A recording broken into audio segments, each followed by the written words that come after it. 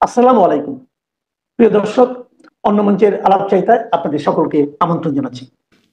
আপনারা যারা বাংলা ভাষাভাষী, বাংলাদেশে বা পৃথিবীর যে কোনো দেশেই বসবাস করুন, বাংলাদেশের সাম্প্রতিক চালচিত্র, রাজনৈতিক হালচাল, সন্ত্রাস, দুর্নীতি, চাঁদাবাজ, অবৈধ সরকারের ক্ষমতা দখল এবং রাষ্ট্রযন্ত্রকে বিদেশিদের হাতে তুলে দেওয়ার যে চক্রান্তটি চলছে তা নিয়ে কিন্তু আপনারা সবাই ভীত সন্ত্রস্ত। শুধু আওয়ামী লীগ ক্ষমতা থেকে চলে গেছে বিষয়টা এরকম না, বিএনপি ক্ষমতায় এসে ঢুকবে সেই সুযোগটাও কিন্তু আস্তে আস্তে সংকুচিত হয়ে যাচ্ছে। এর পাশাপাশি মৌলবাদী গোষ্ঠী, বাংলাদেশের স্বাধীনতা যারা চায়নি সেই গোষ্ঠী এবং যেই শক্তি মৌলবাদী চক্রের সাথে পৃথিবীর নানান দেশে যে মৌলবাদী গোষ্ঠী তাদের সাথে একাত্ম হয়ে রাষ্ট্রটাকে ভিন্ন পথে পরিচালিত করতে চায়, তারা কিন্তু এখন বগল দাবা করছে। এই অবস্থায় আন্তর্জাতিক অপরাধ ট্রাইব্যুনাল একটি জাজমেন্ট দিয়েছে। এই জাজমেন্টটি নিয়ে আজকে মূলত কথা। পৃথিবী কি ভাবছে, আপনি কি ভাবছেন, আমি কি ভাবছি, বাংলাদেশের আইন, বিধি এবং সংবিধান এই আইনটিকে কিভাবে দেখে, এই বিচারটিকে কিভাবে দেখে।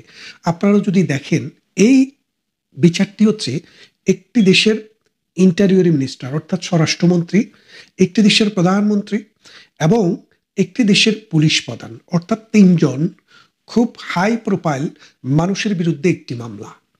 এখন আপনি হাই প্রোফাইল হন আর লো প্রোফাইল হন, আপনি যদি আইন ভঙ্গ করেন, নীতি ভঙ্গ করেন, বিধি ভঙ্গ করেন, আপনার বিরুদ্ধে বিচার হতে পারে। আমরা সেটার সাথে একমত, বিচার হতে পারে। বিচার হবে না কেন? Nobody is above the law. কোনো ব্যক্তি এই বিচারের ঊর্ধ্বে না। সাম্প্রতিক এই মহান বাড়িটি দিয়েছেন ডক্টর ইউনূস, আমাদের ইউনূস। অথচ তার বিরুদ্ধে যখন মামলা হয়, তিনি ওই আমেরিকার নিউ ইয়র্ক টাইমস পত্রিকায় বিজ্ঞপ্তি দিয়ে 100 জন নোবেল লরিয়েটের স্বাক্ষর নিয়ে তাকে বিচার থেকে অব্যাহতি দেওয়ার জন্য, খালাস দেওয়ার জন্য তিনি কিন্তু এটি ক্যাম্পেইন করেছিলেন। তো ওই জুনা খাইলে গুণা নাই, সেই কথাটা বোঝেননি? নিজের উপরে এসে পড়লে সেটা তো কোনো না কোনো ওইতে সেটাকে বাঁচতে হবে।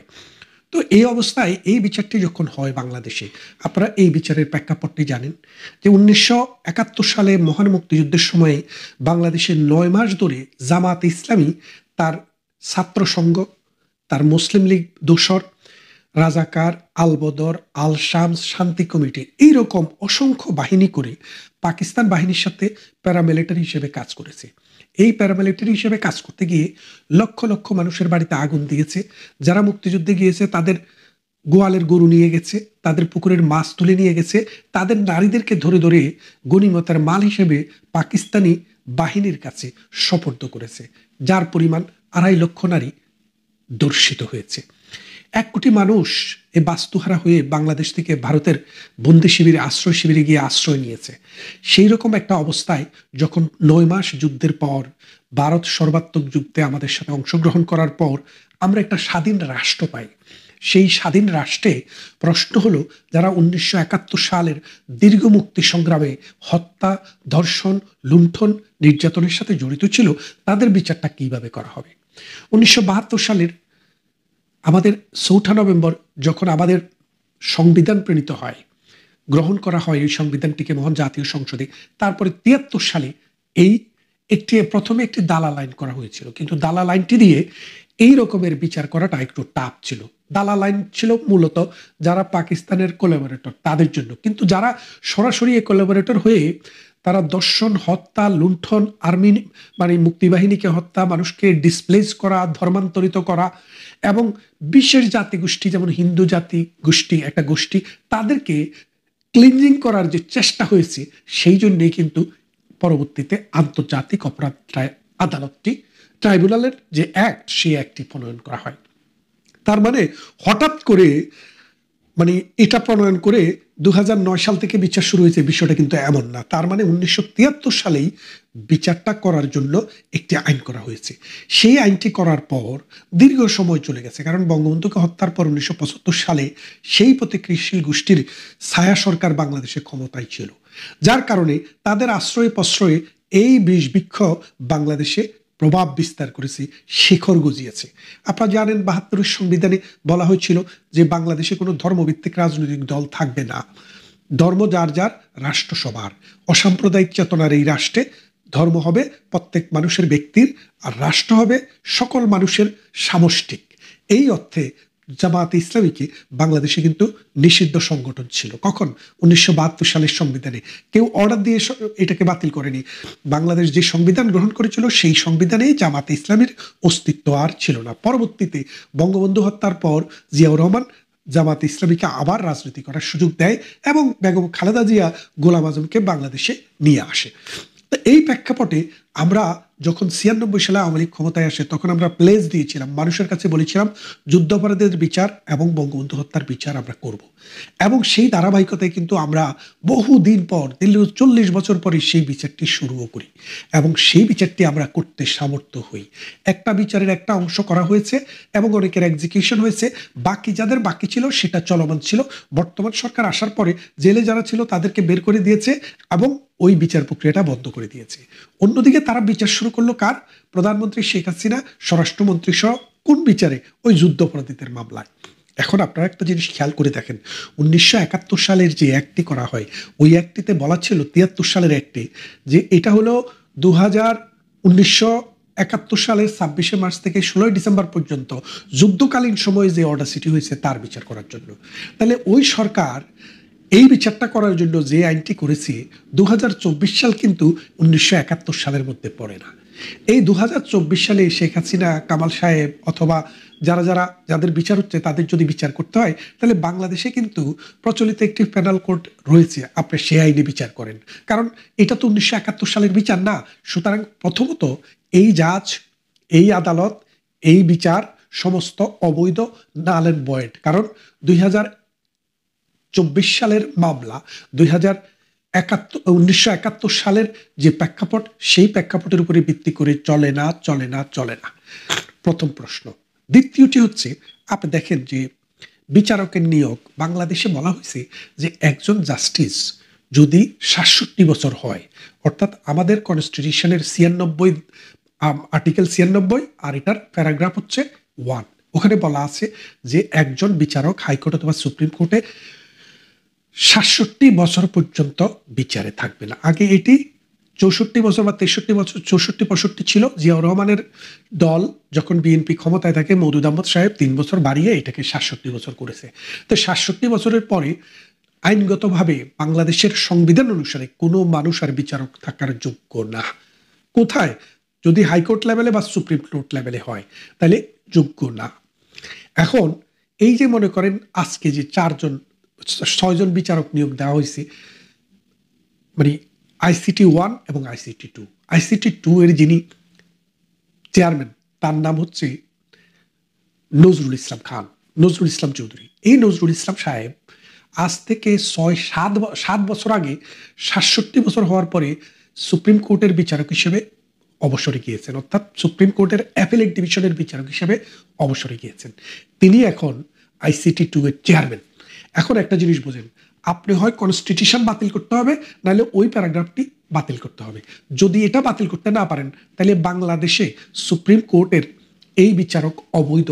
কেননা যেহেতু supreme law of the land আমাদের সংবিধান, সেই সংবিধান পরিবর্তন না করিয়া 67 বছরের বুইরাকে আইনা, 67 বছর না 73 বছরের বুইরারে আইনা আপনি বিচারে বসাইছেন।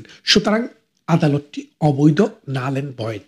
কনস্টিটিউশন আপনাকে পারমিট করে না যে হাইকোর্ট লেভেলে কোনো একজন বিচারককে আপনি 73 বছর বুড়া আনি বসাবেন। এক। দ্বিতীয় কথা হচ্ছে, এটা হচ্ছে একটা জিনিস।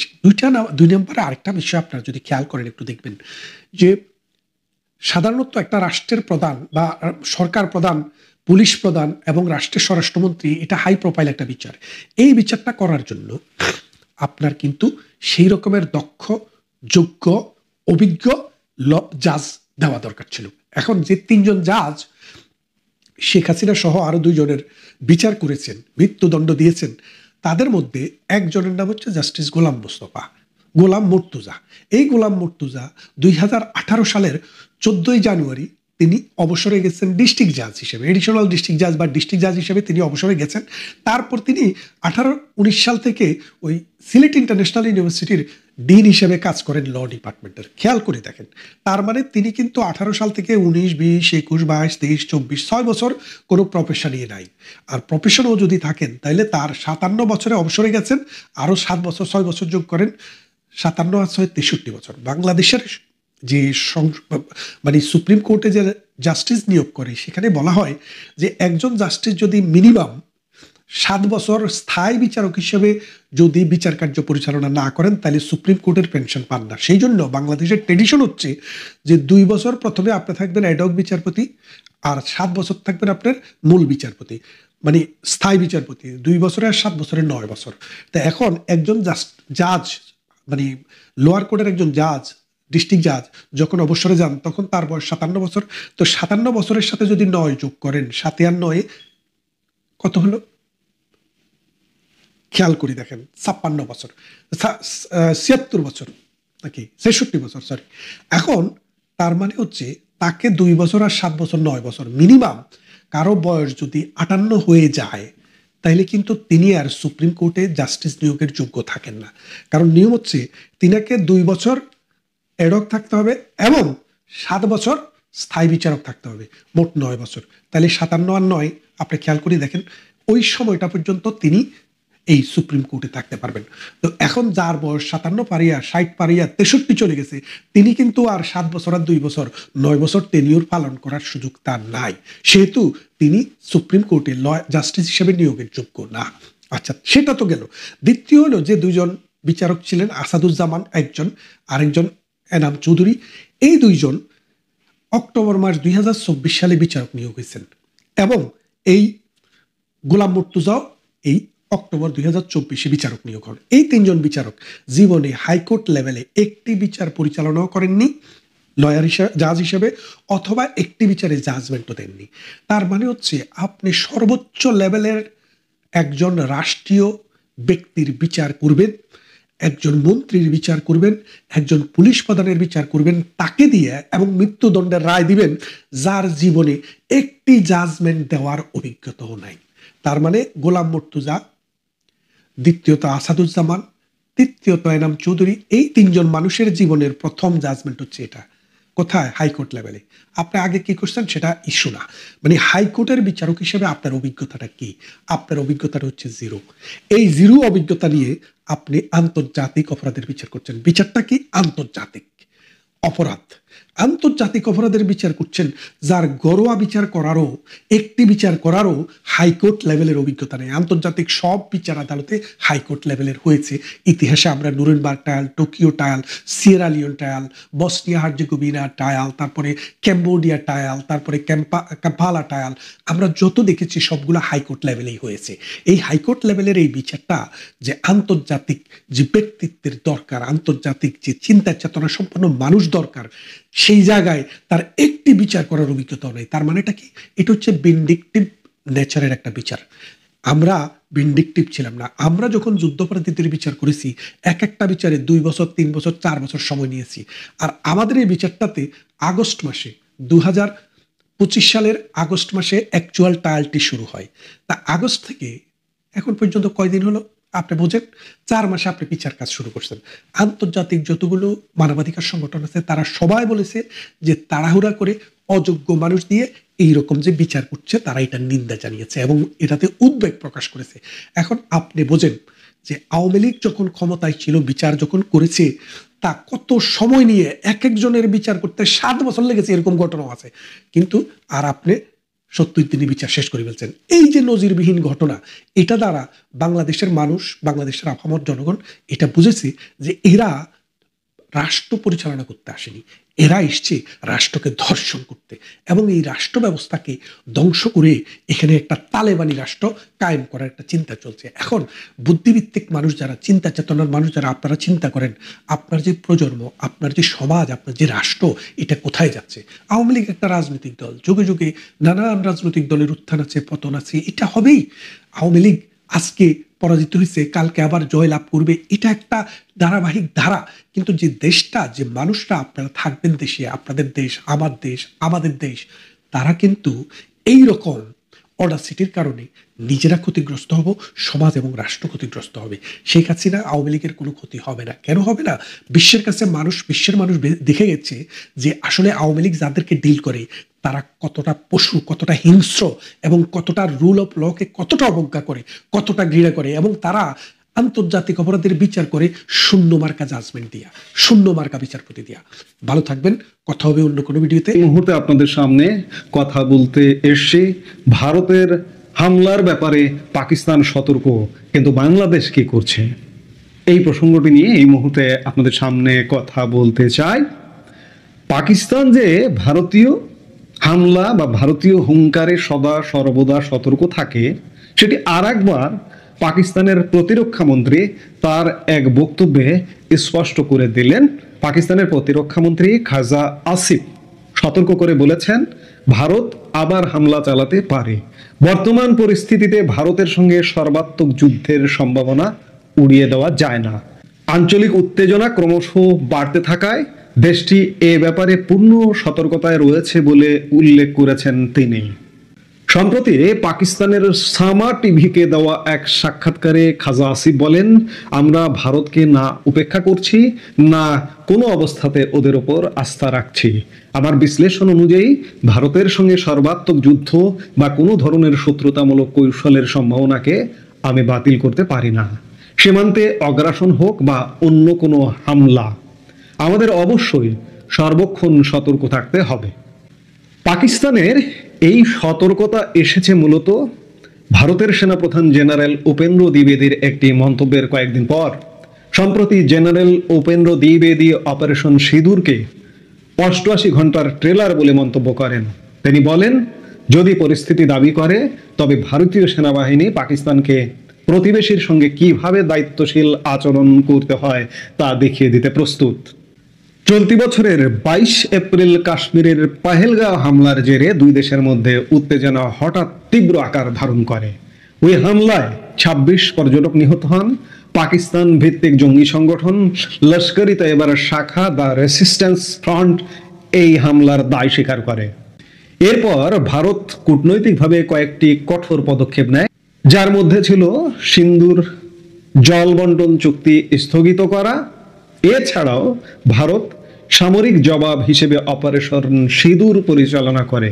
সেই অভিযানে পাকিস্তান ও পাক অধিকৃত পিওকেতে কাশ্মীরের বিভিন্ন সন্ত্রাসী অবকাঠামোতে সুনির্দিষ্ট বিমান হামলা চালায় ভারত।